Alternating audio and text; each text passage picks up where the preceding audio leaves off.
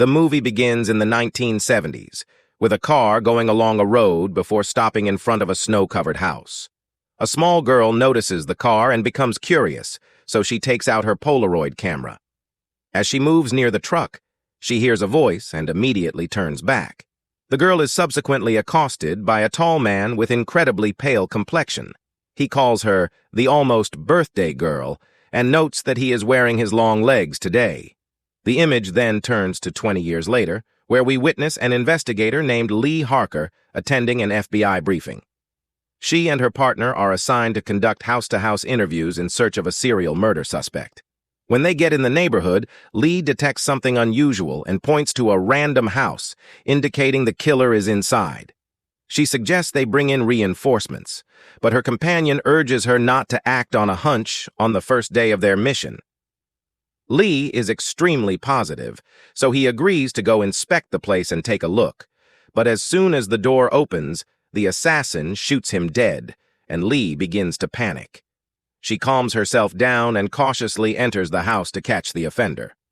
Much to her shock, the man is sitting on his bed, ready to yield without resistance.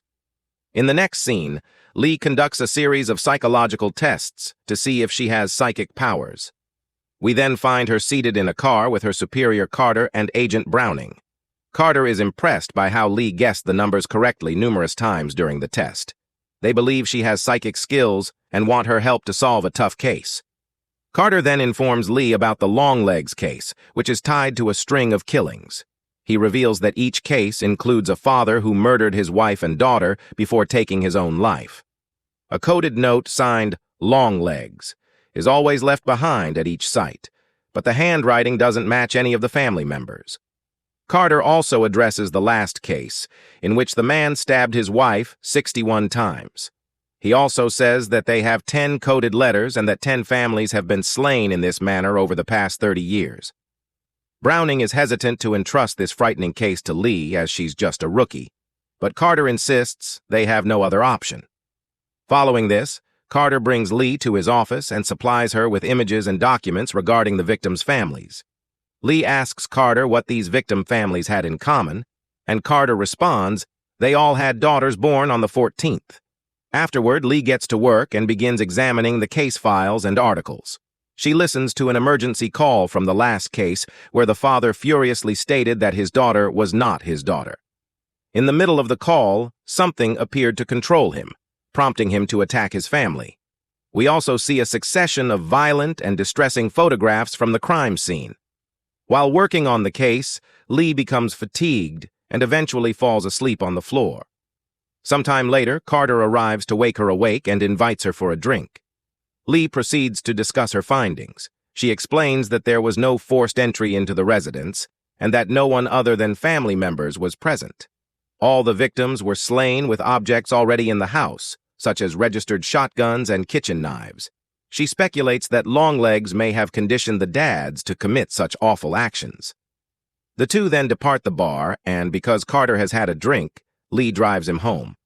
When they arrive, he invites her inside and introduces her to his wife, Anna, and their young daughter, Ruby. Inside Ruby's room, the girl asks Lee if she always wanted to be an FBI agent, but Lee says that she actually wanted to be an actor. The small girl then invites Lee to her forthcoming birthday party, to which she accepts. After some time, Lee returns to her house in the middle of the woods and summons her mother, Ruth. They converse for a bit, and she discloses that she's stressed due to a terrible case she's working on. Just suddenly, there's a startling knock on the door. This disturbs Lee, so she promptly ends the call. She glances out her window and sees a figure in the distance. Seeing this, she walks outside with a gun, but she doesn't see anyone. But then she detects a figure inside her home and hurriedly returns to confront the intruder, but finds that the person is gone. Instead, she uncovers an envelope that says, "Do not open until January 14th.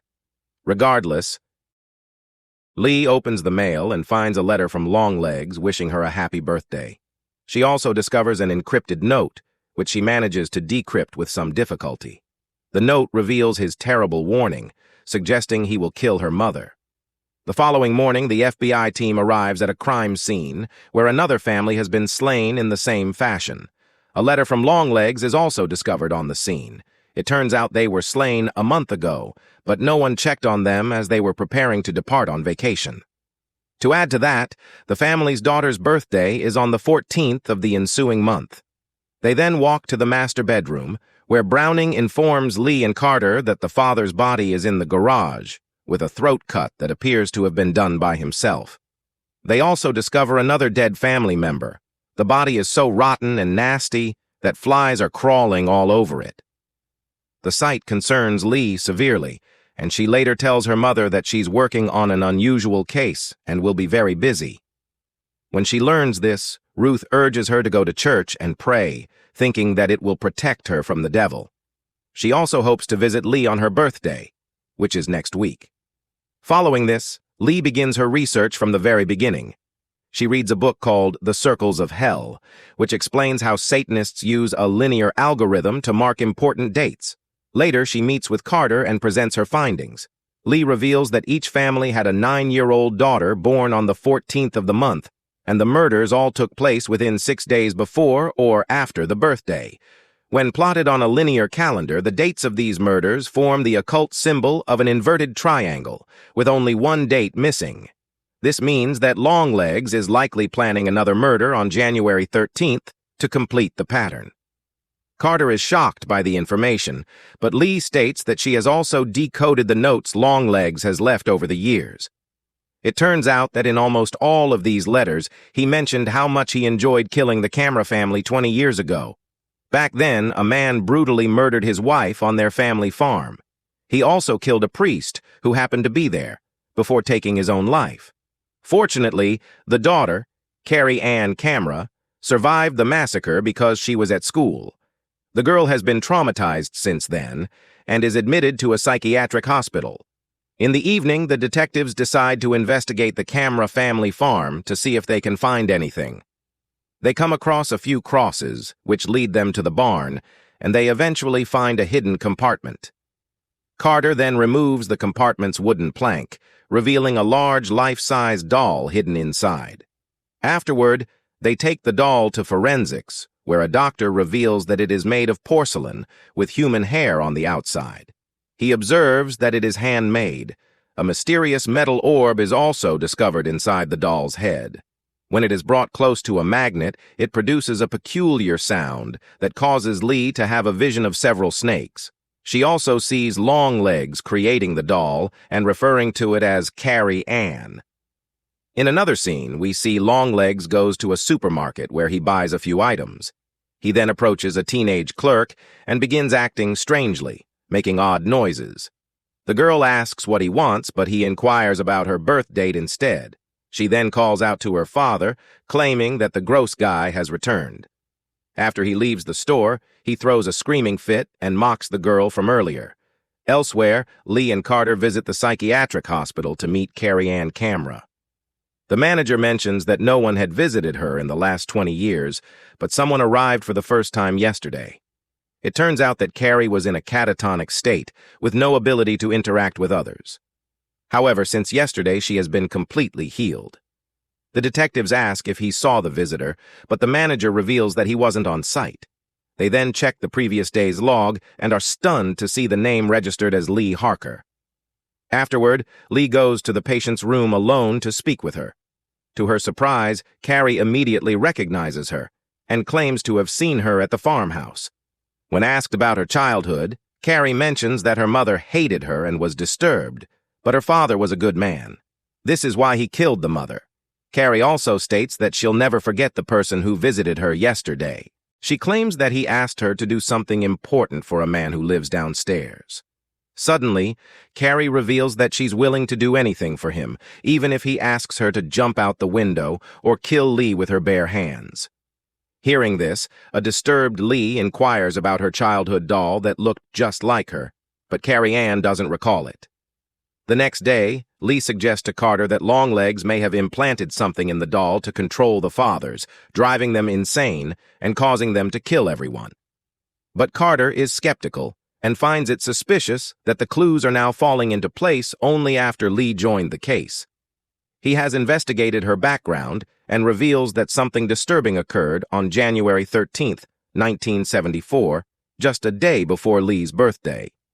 At that time, her mother had reported a strange, pale man bothering her daughter, but the complaint was never pursued. Carter questions Lee about the man, but she claims to have no memory of it. He then urges her to visit her mother to see if she knows anything. In the afternoon, Lee visits her mother and finds her already waiting for her. Ruth then asks if she's praying, but Lee admits that she hasn't prayed in a long time because she's scared. She expects her mother to be upset, but Ruth bursts out laughing and says that prayer won't help anyway. After this, Lee goes to the kitchen to cook, but notices that her mother has saved her nails, teeth, and hair from when she was a child. Just then, she begins to have visions of snakes again and recalls the day before her 9th birthday. Someone had intruded into their home at the time, which caused Ruth to panic. A confused Lee then asks her mother if she recalls anything from her 9th birthday, but she claims that she doesn't remember anything. Lee mentions that someone came into their house, but Ruth denies it and insists that no one ever came to see them. Frustrated, Lee enters her old bedroom and discovers a box containing her childhood belongings. Among them are her old Polaroid camera and a few photographs.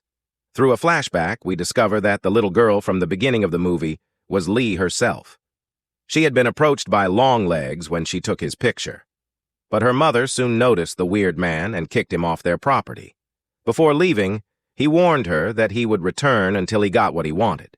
In the present, Lee meets with Carter and hands him an old photograph of Longlegs that she took years ago. The FBI soon tracks him down using the image and catches him at a bus stop. During the interrogation, he reveals that his name is Dale Ferdinand Cobble. He continues to inquire about Lee, and when asked how he knows her, Longlegs reveals that she's a friend of a friend. He then begins to bizarrely sing Happy Birthday to Lee, saying that her birthday is approaching. Later, Browning, Carter, and Lee discuss the evidence against Longlegs, pointing out that his handwriting matches the letters. While it's clear that he worships the devil, this isn't a criminal offense in the United States. However, Lee insists that he couldn't have committed the crimes alone and must have had an accomplice. The victim families must have received something, maybe a doll, from someone they knew and trusted. Lee wants to question him, but the detectives are hesitant because the man seems to personally know her. However, because the inverted triangle is still missing a date, and today is the 13th of January, they agree to let her speak with him. Following this, Lee enters the interrogation room, where Longlegs greets her with excitement, calling her almost birthday girl. When asked who he serves, he responds that he works for the man downstairs, i.e., the devil. Lee then inquires about his accomplice, but Longlegs pretends to act like a nun visiting the victims' families. Despite this, she continues to press him, and he finally asks her to question her mother instead. This shocks Lee, but before she can inquire further, Longlegs begins smashing his head on the table, eventually killing himself. In the aftermath of this incident, Carter accuses Lee of ruining everything. He says they could have arrested the man and closed the case, but events have complicated things. The detective also reveals that Carrie Ann Camera has jumped off the roof of the psychiatric clinic, and he must have told her to do that when he saw her, just like he somehow told all the others. Later, she visits her mother's home to question her, accompanied by Agent Browning. Lee asks Browning to stay in the car while she goes inside. She'll call for reinforcements if necessary, to which the officer agrees. Lee then enters the house and looks around, but finds no one there. But surprisingly, during this, to Lee's utmost shock, she sees Ruth dressed in nun clothes, shooting Browning to death. This freaks Lee out, so she approaches her mother with a gun in hand. She soon notices Ruth aiming at a doll in front of her, which looks very much like young Lee. She questions her about why she did this, and Ruth mumbles that they caught Longlegs, and now he is free. Ruth then informs her daughter that she is also free now and shoots at the doll, which causes a puff of black smoke to emerge from Lee's head. Lee eventually loses consciousness, and a black smoke also emerges from the doll's metal orb. The scene then cuts to a flashback to 1974, where Longlegs returns to kill Lee's family because she didn't have a father to carry out the murders. Ruth pleaded with him and begged for mercy to spare her daughter. As a result, they reached an agreement. Longlegs promised Lee would be spared if Ruth helped him and the devil carry out their plan. After that, Longlegs began living in Ruth's basement, crafting the satanic dolls. Ruth would then deliver these dolls to families, dressed as a nun, and pretending they were gifts from the church. It turns out that the dolls were infused with satanic whisperings, which brainwashed the fathers and convinced them to murder their families. At first, Ruth was regretful and even used to vomit after each crime. But over time, she became more willing to continue her role, driven by her desire to protect her daughter. In the present, Lee wakes up in her mother's basement and quickly heads upstairs. She finds no sign of Ruth, but soon receives a voicemail in Longlegs' voice, reminding her that today is Ruby's birthday.